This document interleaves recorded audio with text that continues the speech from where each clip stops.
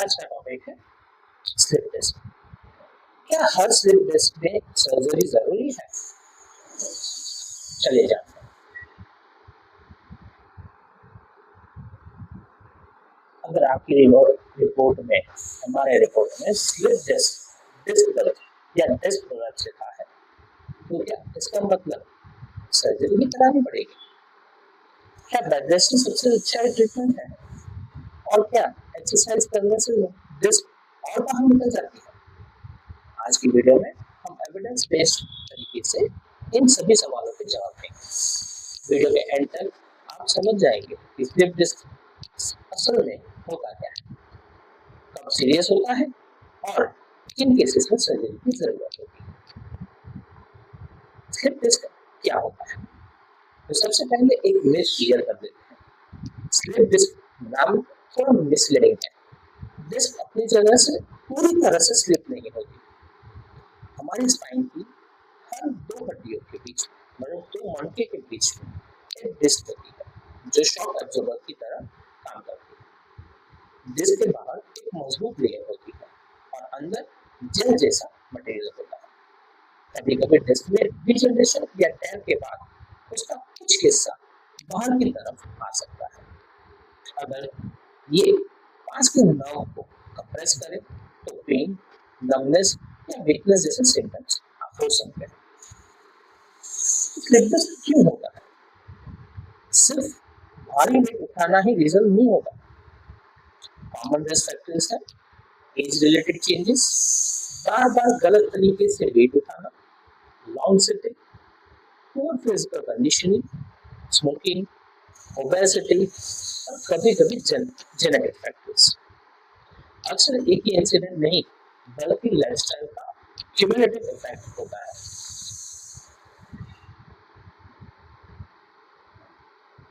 Symptoms क्या होते हैं स्लिप डिस्क के? तो हर स्लिप डिस्क का पेशेंट एक्सपीरियंस और उसका एक्सपीरियंस अलग हो सकता है। कॉमन सिम्टम्स है लोअर बैक पेन, पैर में दर्द जो घुटनों के नीचे तक जा सकता है, tingling या झंझनाहट बोल सकते हैं, नमनेस, मसल वीकनेस। लेकिन याद रखिए एमआरआई में डिस्क दर्द दिखना और सिम्टम्स होना दोनों हमेशा साथ साथ नहीं होते। पांच सबसे बड़े मिथ जो आज हम इस वीडियो में एड्रेस करेंगे और उसको फैक्ट से कंपेयर करके आपको सही जानकारी देंगे। पहला मिथ, स्लिप डिस्क मतलब सर्जरी। तो फैक्ट क्या है? बहुत से पेशेंट जो होते हैं स्लिप डिस्क के वो नॉन सर्जिकल मैनेजमेंट से इम्प्रूव करते हैं और उनको प्रॉपर केयर के साथ, प्रॉपर एक्सरसाइज के साथ उनके सिम्टम्स से राहत मिलती है। मिथ नंबर दो, अब पूरी लाइफ बेड रेस्ट। फैक्ट क्या है? लंबे समय तक बेड रेस्ट रिकवरी को स्लो कर सकता है।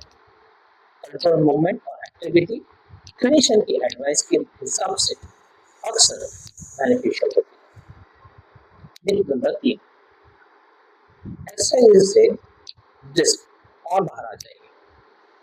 फैक्ट क्या है? हर एक्सरसाइज हर पेशेंट के लिए सही नहीं होती है। Sorry, individually prescribed exercise recovery का इम्पोर्टेंट हिस्सा हो सकती है।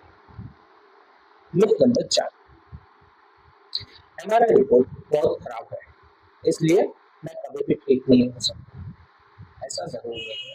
फैक्ट क्या है? रिपोर्ट सिर्फ पजल का एक हिस्सा है। ट्रीटमेंट, सिम्टम्स, एग्जामिनेशन और फंक्शनल एबिलिटी को देखकर प्लान किया जाता है। मिथ नंबर पांच, पेन खत्म मतलब प्रॉब्लम खत्म। फैक्ट क्या है? पेन कम होने के बाद भी स्ट्रेंथ, फ्लेक्सिबिलिटी और मूवमेंट पैटर्न पर काम करना जरूरी होता है। तो कब तुरंत डॉक्टर से मिलना चाहिए?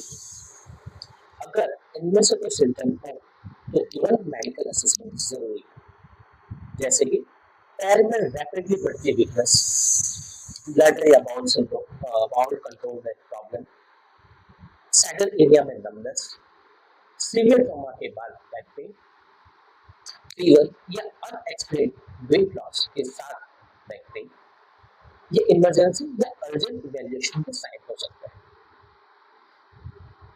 तो रिकवरी का प्रिंसिपल्स क्या होते हैं? हमें कब पता चलेगा कि रिकवरी हो रही है? रिकवरी सिर्फ मेडिसिन पर डिपेंड नहीं होती, एक कॉम्प्रिहेंसिव प्लान में शामिल हो सकती है। Patient education, pain management, activity modification, individualised physiotherapy, gradual strengthening, walking, अगर टॉयलेट हो तो proper lifting techniques, healthy body weight maintain करना, ये सारा ट्रीटमेंट प्लान का हिस्सा है। तो हमें हर रोज में क्या करना चाहिए? रिकवरी के दौरान हमें हर 30 से 45 मिनट में पोजीशन बदलते रहनी है। अचानक हैवी वेट लिफ्टिंग को अवॉइड करना चाहिए। ऑब्जेक्ट को उठाने के बाद नीज को बैंड करें, कमर से नहीं, और ऑब्जेक्ट को बॉडी के जितना हो सके उतना पास रखें। स्मोकिंग करते हैं तो उसे छोड़ने की कोशिश करनी चाहिए और रेगुलर मूवमेंट को रूटीन का हिस्सा बनाना चाहिए। स्लिप डिस्क का डायग्नोसिस सुनते ही घबराने की जरूरत नहीं है। हर पेशेंट अलग होता है और ट्रीटमेंट भी इंडिविजुअल असेसमेंट के हिसाब से डिसाइड किया जाता है। अगर आपको लोअर बैक पेन है या पैर में जाने वाला दर्द है तो सेल्फ ट्रीटमेंट के बजाय प्रॉपर इवैल्यूएशन कराएं।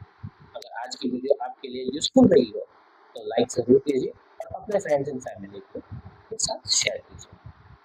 और simplified physio with doctor Bhavik को सब्सक्राइब करना ना भूलें।